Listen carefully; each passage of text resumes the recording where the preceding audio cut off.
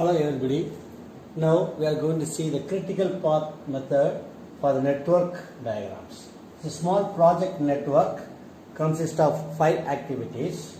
Activities 1, 2, 1, 3, 1, 4 and 2, 4, 3, 4 and 4, 5. Each has got some interrelations between them. That means after completing 1, 2 only we can able to start your 2, 4 activity. Similarly, after completing your 1, 3, we can start 3, 4 activity. That interrelation is shown by the arrow of this network diagram. Now, this 4, 5 activity can be started after completing 1, 4, 2, 4 as well as 3, 4. Then only we can complete your total project. So here the project network activities and each activity's interrelations are given. And then each activity will be taking different time duration. So for example, the 1-3 activity takes 8 days. That means 1-2 activity may be taking 9 days. That means this 4-5 activity can be started after completion of all these activities.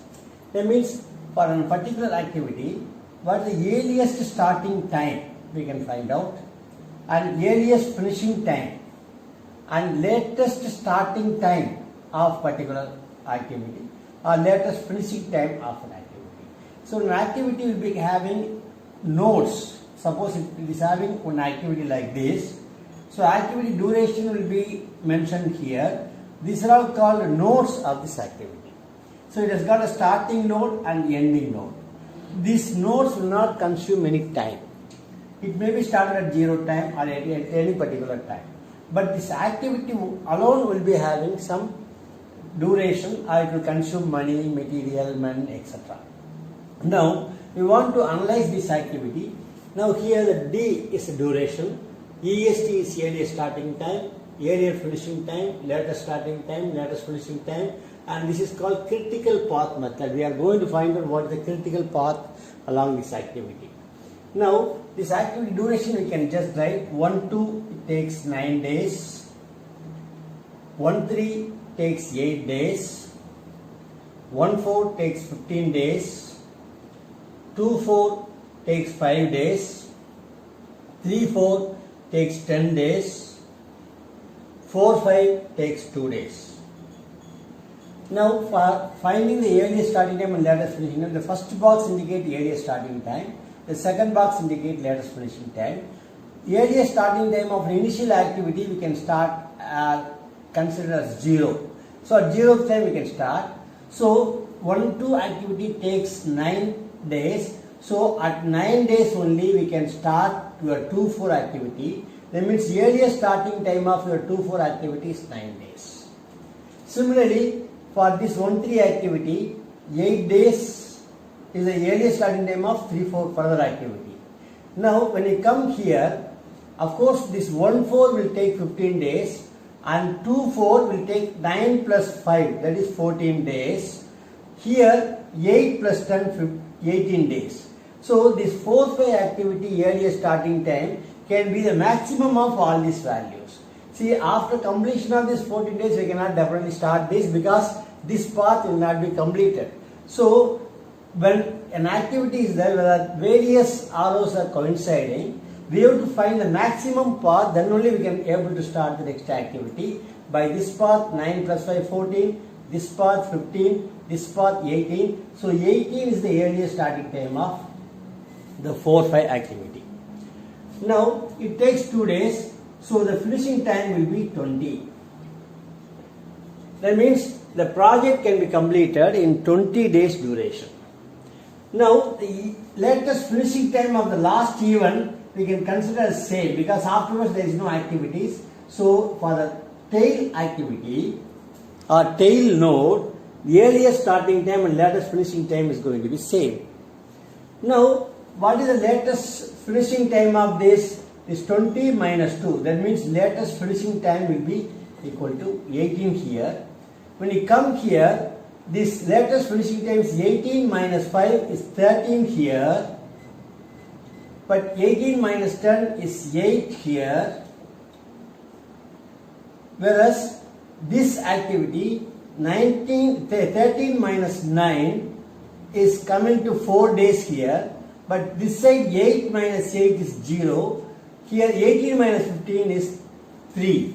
So here we have to fix a minimum possible time only, because it's the latest finishing time of this activity will be when too many arrows are emerging. In all the path, what is the minimum value that we have to put in the backward pass method while we are filling LFT. So 8 minus 8 is only 0. Whereas this side path is 4, this side path is 3, so this side path is 0, so 0 has to be filled here. Now we have filled up earliest starting time and latest finishing time of all the nodes. Now we can write earliest starting time of these events. So for the earliest starting time of 1-2 activity is 0. Earliest starting time of 1-3 activity is also 0. Earliest starting time of 1-4 activity is also 0, because these 3 activities can be started simultaneously at the same earliest starting time. Now for the 2-4 activity earliest starting time, for the 2-4 earliest starting time is 9, so we can put as 9. 3-4 activity is 8, this value. 4-5 activity is 18. That's the earliest starting time. Now let us start filling up latest finishing time. We can come from the bottom. So latest finishing time of 4-5 activity is 20.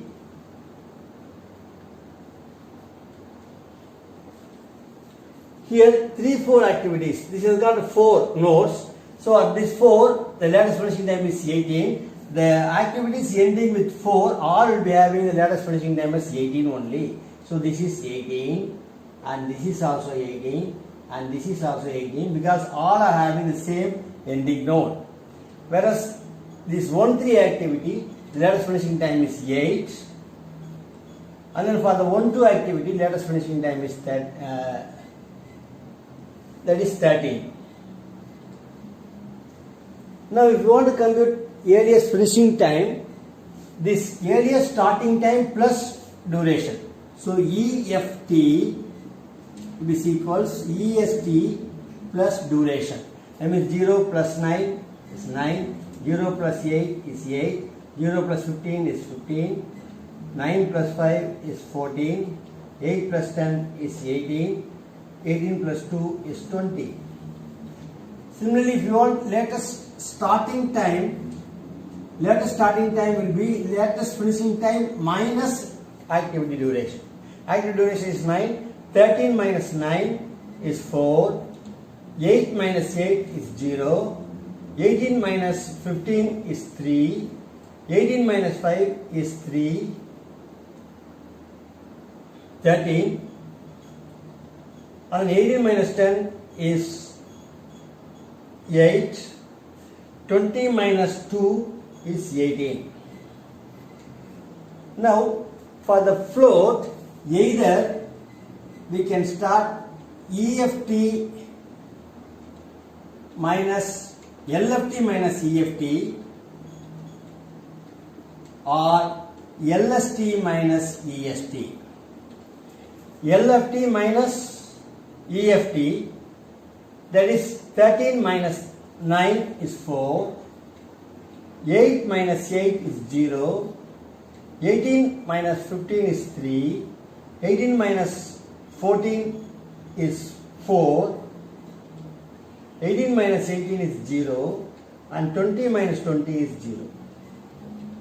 So we have got certain activities with 0 float. That means your 1-3 activity, we can just mark like this: 1-3 activity, as well as 3-4 activity and 4-5 activity. All these 3 activities are having 0 floating time.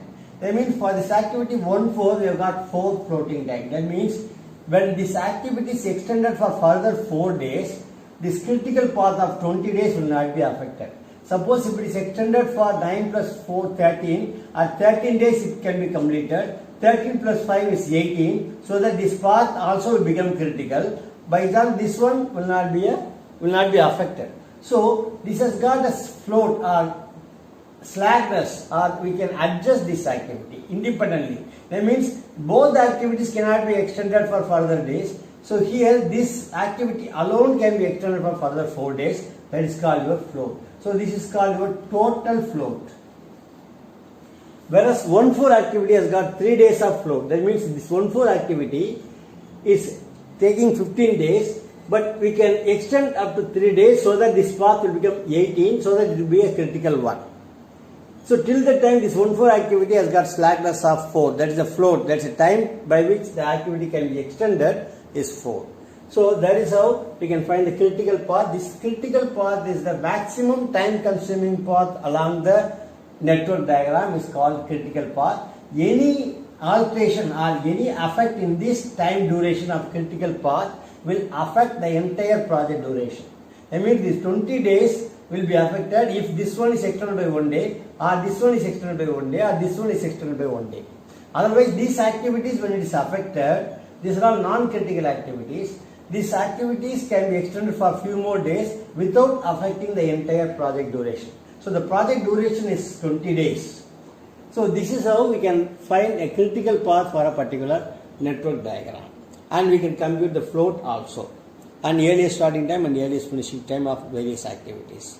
Thank you.